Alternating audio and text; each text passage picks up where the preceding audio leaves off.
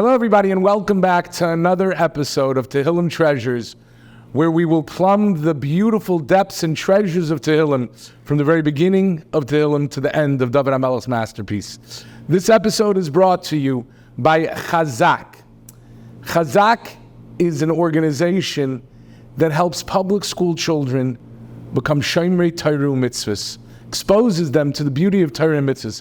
Imagine for a moment you're standing in a store or you're walking down the street. You know the neighbor. You've known them for many years. You see their children riding their bike in the driveway. And you know they're Jewish. But now there's someone who can help them take the next step. And that is Chazaq, with countless programs after school and other wonderful programs to help expose them to the beauty of Yiddishkeit. If you know someone or know someone that knows someone that can help these children, then please email at psty@chazaq.org. This episode is also brought to you by Chickens for Shabbos. Chickens for Shabbos is exactly what it says it is, plus more. There are many people. There are Melamdim's children. There are Agunis. There are Grushis. There are families that do not have simple essentials for Shabbos and for life. Whatever they need, Chickens for Shabbos is there to provide. Please do your utmost to help in any way you can. We now do the next two kapitles of Tehillim, Kuf Yud Aleph and Kuf Yud Beis, chapters 111 and 112. In chapter 111 we say, Alleluia Eida Hashem b'chol levav, b'soid yesharim ve'eda. In this kapitel, David HaMelech is giving a special thanks and a gratitude to Hashem Yisbarach. Rabbi Yechiel Spero, who was an incredible Baal Musar of the last generation, who was the Mnal Ruchni of Yeshiva Knesset Chizkiyo in Kfar Hasidim, he spent his early years as the head of a yeshiva Ktana in Kelm. The cost was overwhelming in the yeshiva, and as is often the case, the yeshiva found itself in dire straits. They needed a Yeshua. Rebellia traveled to different countries in order to raise the necessary funds. It was a tedious job, and Rebellia was eager to teach Talmidim. He didn't want to be a fundraiser. That's not what he had dedicated his life to. And as he continued to go from town to town, he was met with much more frustration, and he was being very unsuccessful. And after all of his fruitless efforts, he went to the Chofetz Chaim. And he told the Chofetz Chaim what he felt, and he expressed his frustration. The Chofetz Chaim gave him some hope and encouragement, and he told him the following. It wasn't exactly what he thought he'd hear. Chofetz Chaim said to him, the pasuk says in this kapitel that we're learning now, Teref nosan lireyav yizkor la'olam brisai. He provided food for those who fear him. He eternally remembers his covenant. And the Medrash says that Hashem does not only bring teref is food, but tiruf. Tiruf is madness. We may wonder, said the Chofetz Chaim, why Hashem brings such terrible madness to the world. We feel unsettled, we lack menuchas hanefesh, we struggle with our chavas hadas, we feel very, very anxious and worried. You should know that every yeshiva shares your plight. It almost seems to be a condition in having a yeshiva, that the yeshiva will struggle financially. You know, most Rosh Yeshiva are forced to leave their homes much like you did. They have to travel abroad and they have to raise money. And all other creatures, animals, ants, little rabbits, they don't have to travel overseas to raise money. Whatever they need to eat is right there in front of them.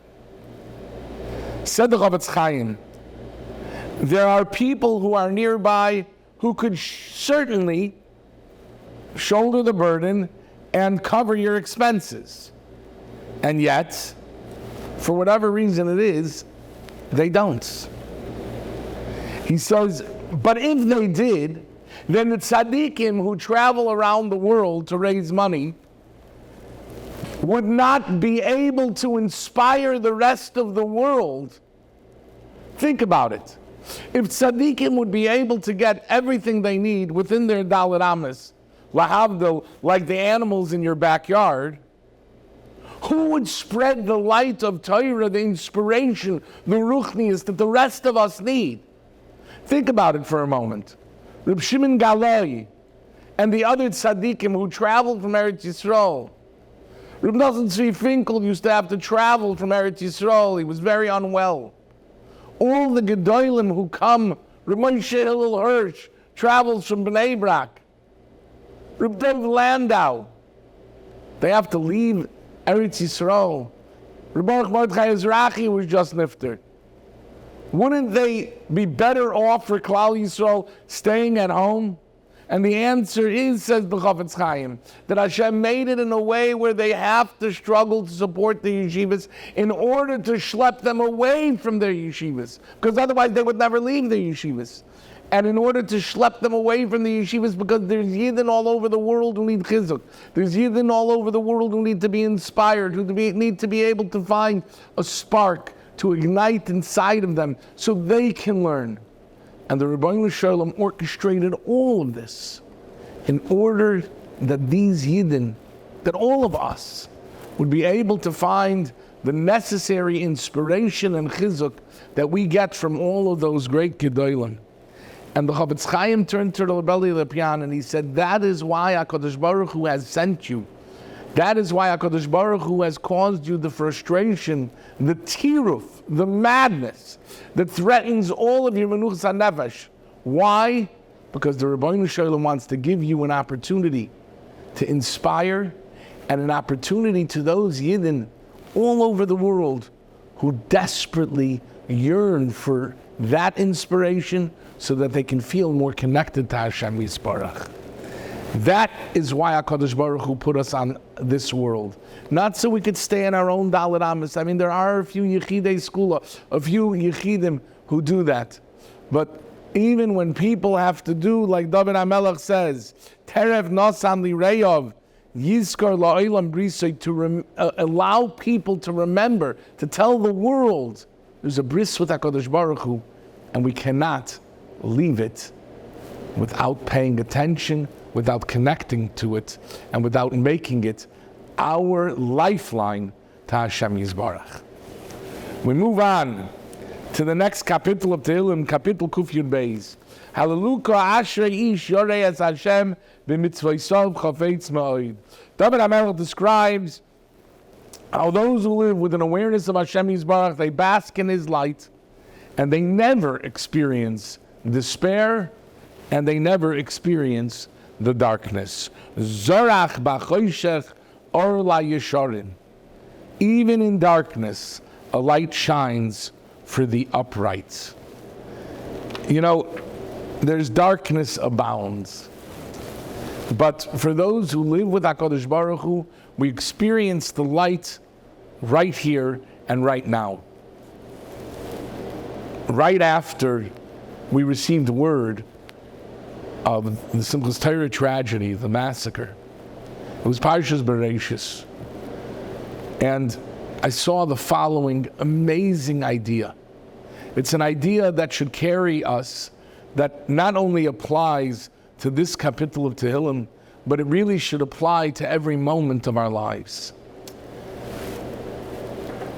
The first time HaKadosh Baruch Hu ever punished anything in this world, ever gave consequences to anything, was to the moon. What happened? The moon came to Hashem Yisbarach after it was created and said, 2 kings can't wear 1 crown. So one of us has to be made smaller. Hashem says, you're complaining? You'll be made smaller. And v'kach hava.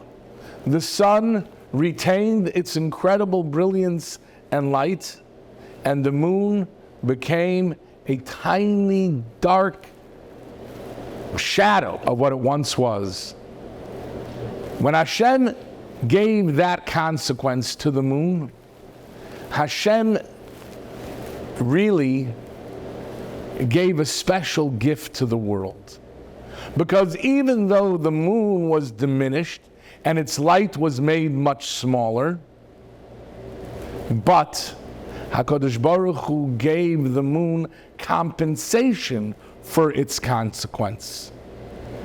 Millions and billions of stars that shine brilliantly throughout the night, that even though there is no light of the sun, but the darkness of the night is illuminated through all of these brilliant stars.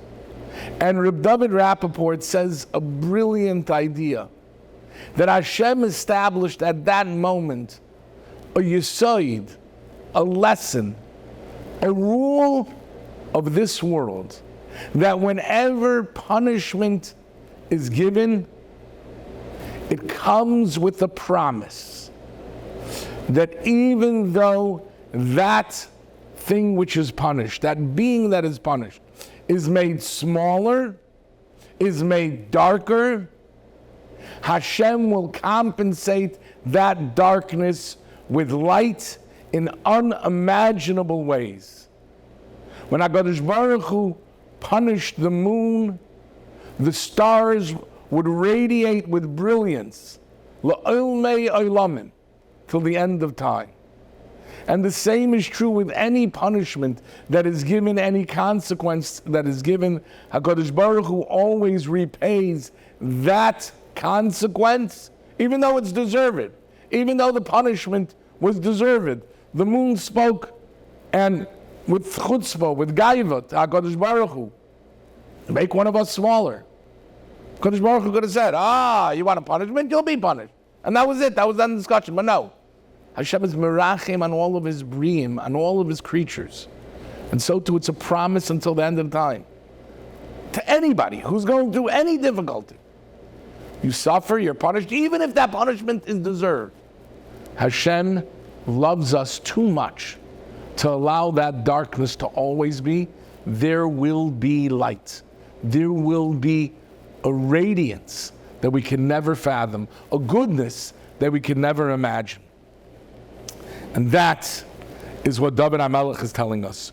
Zorach b'choshech, even in darkness, it shines Or La Yisharin. And we have to know that. Somebody told me a very powerful idea. Imagine you're hailing a taxi. You're in Manhattan and you're hailing a taxi.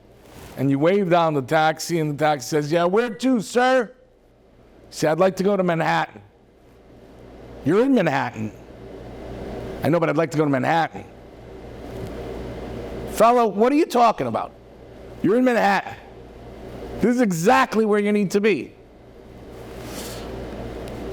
We don't realize that in the choshech is the Or. In the darkness is the light. Imagine if there was a world that just had brilliance of light. There would be no light. The light would be too blinding. It's the darkness. Only because there's darkness do we see the light.